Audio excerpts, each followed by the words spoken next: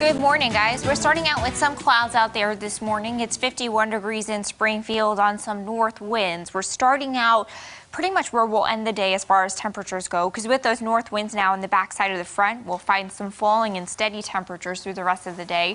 Our showers are working on clearing to the north and east. We've got just some clouds and drizzle left behind, and even once the showers fully exit this morning, we'll keep clouds through the afternoon. Holding on to the last of the warmth to the south and east, where it's still 20 degrees warmer than yesterday in the middle and upper 50s. 59 degrees in Branson, it's 51 in Springfield, and we have some cooler 40s to the north, where we now have north winds on the backside of the front. Still have some southerly winds near Branson, again, where you've got the last few hours of warmer temperatures before they go backwards. So starting out with some wet roads out there this morning. Will be dry this afternoon, just cloudy and still pretty chilly. So any packages that you're waiting for this morning might be a little bit wet. By the afternoon, they'll be dry. We're just looking at clouds, a damp feel, and temperatures not hitting a traditional high. We'll pretty much be stuck in the 40s. Another freeze tonight. You'll need to take in the plants again. We'll likely have another round of warnings and advisories for that. And then sunshine in 60s tomorrow. Definitely the better half of the weekend on Saturday will be beautiful. Showers likely on Sunday with temperatures still in the 60s. No severe weather is expected there. Warmer temperatures early next week in the upper 60s and lower 70s. And then by the overnight lows, we're looking at, again, just one more freeze tonight into tomorrow morning. Much better 40s and 50s through the rest of the 7-day forecast. Joe, Warren. We have some breaking news from overnight for you. Authorities in Shannon County have located and arrested a second suspect wanted for murder. 23-year-old Joseph Proffer is facing 2 felony charges, second-degree murder and first-degree robbery in the death of a 77-year-old woman, Barbara Lynn. The other suspect is 30-year-old Stanley Kanaga and is in custody with similar charges. Lynn was found dead following a residential fire earlier this month in Birch Tree, Missouri. New this morning, looking for an internship is never easy, but it can be especially daunting given the circumstances we're dealing with right now. Nija McDonald is here this morning with ways you can make the most of the situation. Nija, good morning. Well, good morning, Lauren. The people at Missouri State University's Career Center say all hope isn't lost for students whose internships might have been canceled or reduced in hours. In fact, they say how you handle the next few months could be very critical to your future career endeavors. Now, Margie Stewart of Missouri State University says now is not the time for students to sit and wait for things to get better.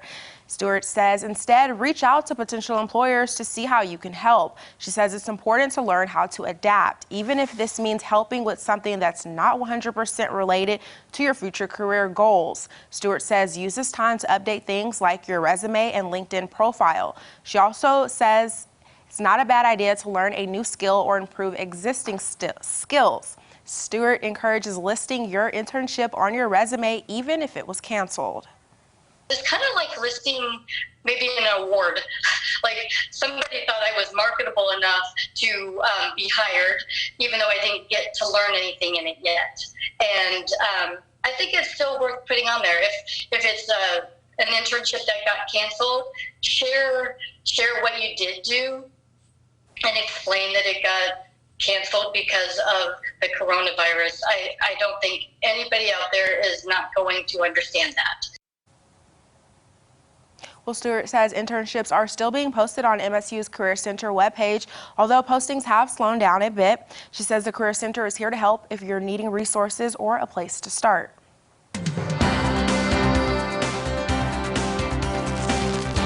And now an update from Color 10 News on the coronavirus. As of the state's last update, Missouri is reporting over 5,000 COVID-19 cases confirmed and 152 deaths. In Greene County, there are 87 reported, although more than half of those cases have recovered. Arkansas has 1,620, 37 deaths, and 548 recoveries from patients. We also want to remind you of some potential exposures that were announced for Springfield and Greene County. Someone who has COVID-19 visited the Walmart on South Campbell on April 6th. Another confirmed case visited the Come and Go on East Battlefield on April 7th. If you were at these places, you're at a low risk, but should monitor yourself for symptoms. And the Pulaski County Health Center has released possible community exposure concerns for the county's latest 14 cases. It's for the dates of March 29th through April 12th, and there are more than 20 locations here. That full list is available on our website, ozarksfirst.com. And around the region, Burgers Smokehouse, a meat processing plant in California, Missouri, confirmed 6 of its employees have tested positive for the coronavirus. The plant has temporarily closed its doors until Monday to conduct an internal investigation with the county health department. But the company said limited operations, including sending and receiving shipments, will continue. Happening in Fayetteville, Washington Regional furloughs hundreds of full-time employees due to the coronavirus. The medical center's president says 305 full-time equivalent members of its workforce will be furloughed for a 60-day period beginning Sunday, April 19th. All salaried members have received a 10% reduction in salary, and members of senior management will receive up to a 25% reduction. He went on to say the furloughed workers will be able to return once the public health emergency and its consequences come to an end. Got some new information in a death investigation. The body found near the Razorback Greenway Trail has been identified. Lieutenant Jeff Taylor says 50-year-old Jeffrey Adams was found underneath a bridge near Lake Springdale yesterday morning. A city employee found the body. Investigators are still trying to determine how he died. And in Little Rock, police named a suspect in connection to a shooting and homicide that happened earlier this week. Officials say James Johnson has warrants for first-degree domestic battery, first-degree murder, and abuse of a corpse. They say he should be considered armed and dangerous. Tuesday, when authorities were working a shooting, they found a burned body. They ruled that case as a homicide on Wednesday. People in Missouri continue to have questions about unemployment, so the state is launching a new online service to answer some of those inquiries. It can be found on the Missouri Department of Labor and Industrial Relations homepage. That's found at labor.mo.gov. It is designed to answer those unemployment questions. You can click on the icon and type in what you need to know. We want to show you what's coming up after Daybreak.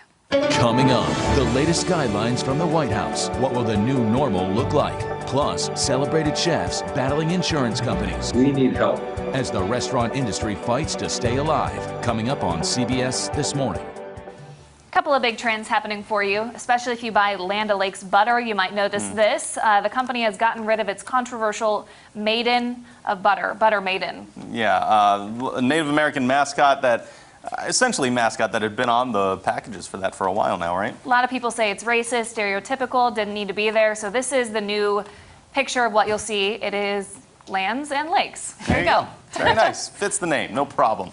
Also, the snow that we've been having is ridiculous to the north of us. We don't have any snow. Yeah, right? It's like, who's we? You almost gave her a heart attack. I was like, what? Yeah, the front that we have now that's bringing us rain, there are much colder temperatures to the north, so you've got a lot of snow in parts of Iowa and Nebraska. And look enough at to this. make this. This is in Nebraska, right? Yeah, you don't have any toilet paper, no problem. Look at that huge snowy toilet paper roll. What do you think that is, a one-year supply? Hysterical. That is so funny. But yeah, that's taken up in Nebraska, where Des Moines, they've recorded about 4 inches of snow this morning, some areas going over 6 inches. Oh, wow. I want to know how they did that. They have something there in the center, I think. Yeah, that's pretty nice. I don't know. I can surmise, no problem. Let's go.